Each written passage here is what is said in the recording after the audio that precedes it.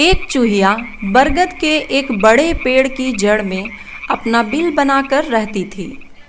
उसके 4 छोटे छोटे बच्चे थे। चूहिया बड़ी मेहनती थी। वह सारा दिन परिश्रम करती और खाने के लिए खूब सारी चीजें जुटा लेती। जंगल में खाने पीने की कमी बिल्कुल नहीं थी। इस प्रकार चूहिया अपने बच्चों के साथ आराम से रह रही थी। एक दिन अचानक पास बहने वाली नदी में बाढ़ आ गई। चारों ओर पानी ही पानी फैल गया। बरगद का वृक्ष भी पानी में डूबने लगा। तो चूहिया घबराकर अपने बच्चों को बिल से बाहर निकाली और सभी के साथ जाकर पेड़ की सबसे ऊपर वाली टहनी पर बैठ गई। पानी था कि रुकने का नाम ही नहीं ले रहा था।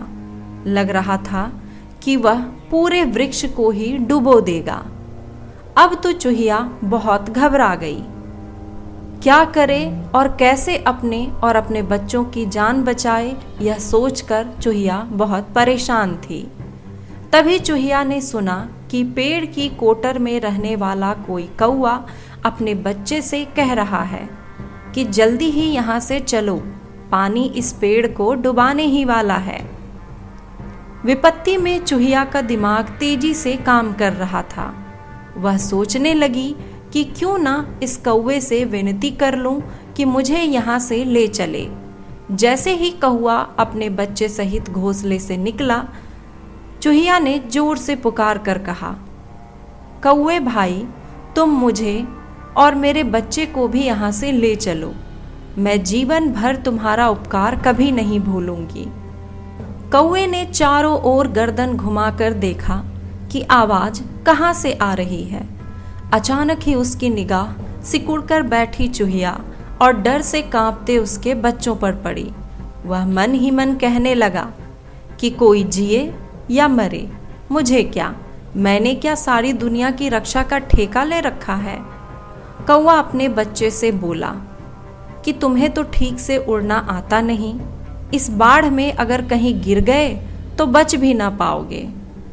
ऐसा करो कि मेरी पीठ पर बैठ जाओ। कौवा अपने बच्चे को पीठ पर बिठाकर उड़ने ही वाला था कि चूहिया फिर बोली, कौवे भाई, हमें भी यहाँ से ले चलो। हम तुम्हारे इस उपकार का बदला अवश्य चुका देंगे। थोड़ी देर कुछ सोचने के बाद कौवा रुक गया। फिर मीठी वाणी में बोला, चूहिया रानी, तुम नहीं समझती, दूसरों की सहायता करना और उनके प्राण बचाना आखिर किसे बुरा लगेगा। पर मेरी परेशानी तो यह है कि मैं सबको ले कैसे जाऊंगा। पीठ पर तो मेरे बच्चे बैठे हैं, वह खुद उड़ना नहीं जानते, इसलिए मैं उसे उतार नहीं सकता। तुम लोग 1-2 होते तो मैं ले भी चली जाती, लेकिन तुम तो 5 हो, आखिर मैं कैसे ले जाऊं। चूहिया को एक तरकीब सूझी। चूहिया ने जल्दी से बरगद की एक मजबूत जटा अपने दांतों से कुतर डाली। फिर उसे जल्दी से ऊपर खींच लिया। एक एक करके अपने चारों बच्चों को और अपने पंजे उसमें कसकर बांध दिए। अब वह जटा का आगे का भाग कौवे को पकड़ाती हुई बोली, लो, इसे पकड़कर ले चलो। कौवे ने उसे अपनी चोंच में पकड़ा ही था कि चूहिया बोल उठी, ना भाई ना, इसे चोंच में ना पकड़ो। रस्सी में 5 जानें बंधी है। तुम जरा सा भी बोले तो रस्सी छूटी और हम सब मरे। इसे तो तुम अपने पंजों में पकड़ लो। आखिर एक पंजे से रस्सी छूटेगी तो दूसरे से कसकर पकड़ तो लोगे। कौवे ने रानी चूहिया की बात मान ली। कौवा उसे अपने पंजों में मजबूती से पकड़कर बच्चों को पीठ पर बिठाकर बरगद के उस पेड़ से उड़ चला। कौवे को यूं इस प्रकार जाते देखकर अनेकों निगाहें उस पर पड़ी। एक गिद्ध ने भी उसे देखा और उसके मुंह में पानी भर आया। उसने अपने मन में सोचा कि आज तो खूब छक्कर दावत होगी। गिद्ध भी छिपकर कौवे के पीछे पीछे उड़ चला।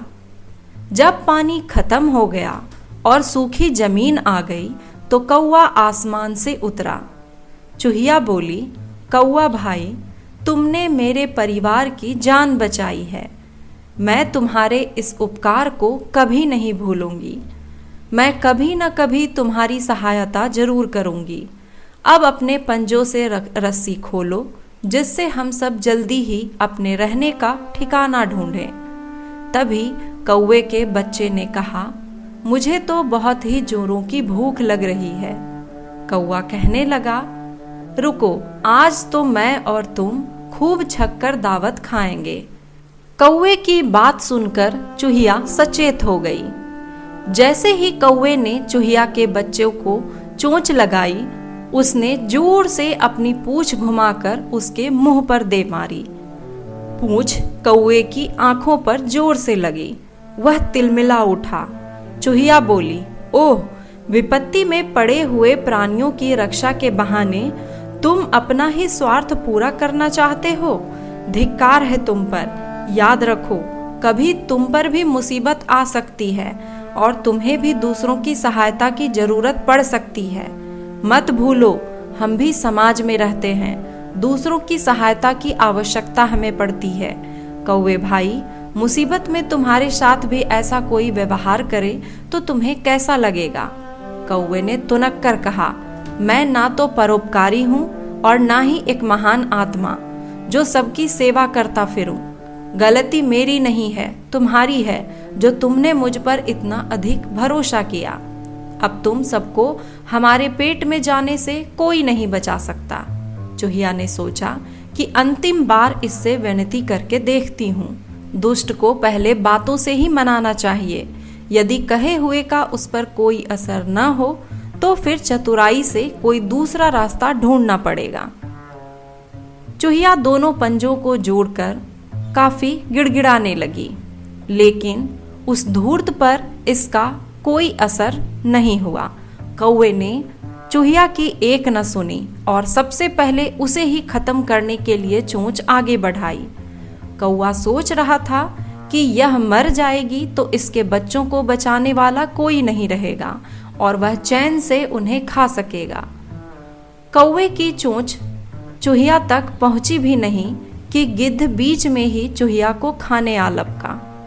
हड़बड़ाहट में उसके पंजे से बरगद की जटा छूट गई, पर पल भर में ही उसकी समझ में सारी बातें आ गई।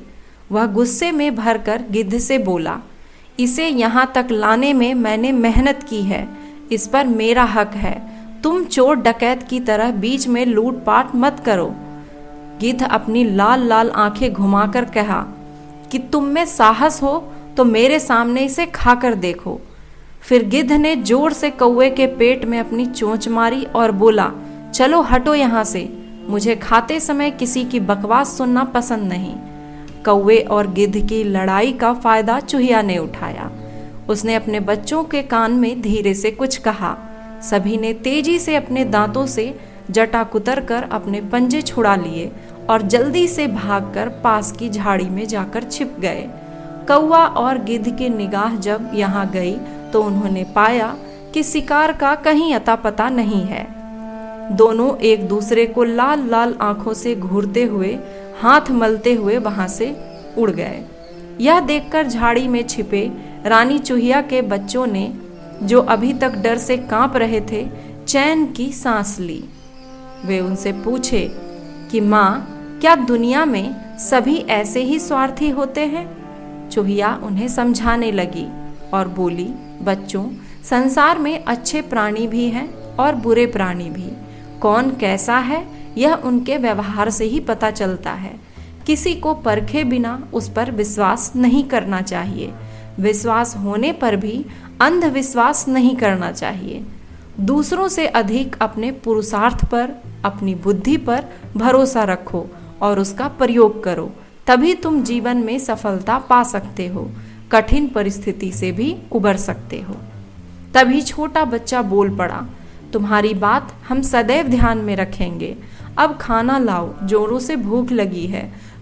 चूहिया ने कहा, तुम सभी छिपकर झाड़ी में ही बैठे रहना, इधर उधर नहीं जाना। यह कहकर चूहिया उनके लिए खाने की खोज में चल पड़ी। उम्मीद है कि ये कहानी आपको काफ़ी पसंद आई होगी। कहानी पसंद आई हो तो वीडियो को लाइक करें और अपने दोस्तों के साथ शेयर ज़रूर करें, और इसी तरह की और भी मज़ेदार कहानियों को देखने के लिए चैनल को सब्सक्राइब करें। तो मिलते हैं अगली वीडियो में एक और नई कहानी के साथ। तब तक के लिए बाय बाय।